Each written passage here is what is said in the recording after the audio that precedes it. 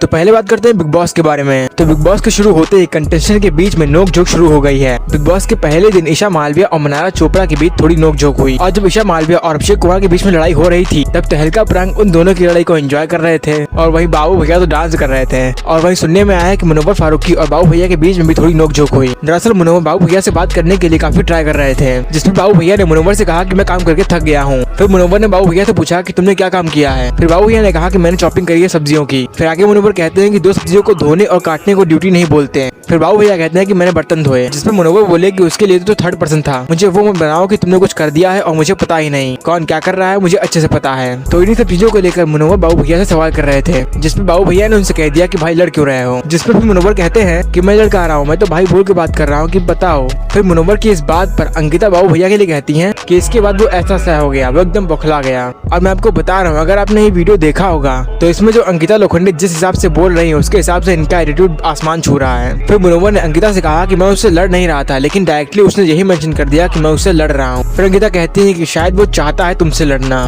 ऐसा कुछ क्रिएट कर रहा है। फिर मुनव्वर कहते हैं कि नहीं ऐसा नहीं है, वो ये दिखाना चाहता है कि मैं उससे लड़ रहा हूँ, उससे लड़ना चाहता हूँ और मैं उससे लड़ नहीं रहा था और ना तो चाहता हूँ, मैं बस उससे क्वेश्चन कर रहा था। और बहुत फर्क होता है क्वेश्चन करने में, लड़ने में और आर्गुमेंट में। मैंने तो बस क्वेश्चन पूछा था, लेकिन तुमने तो सामने से इल्जाम लगा दिया कि लड़ रहे हो। फिर बाद में मुनव्वर ने बाबू भैया को अलग ले जाकर इस बारे में बात की। अब वो क्या बात हुई इसके बारे में भी नहीं पता।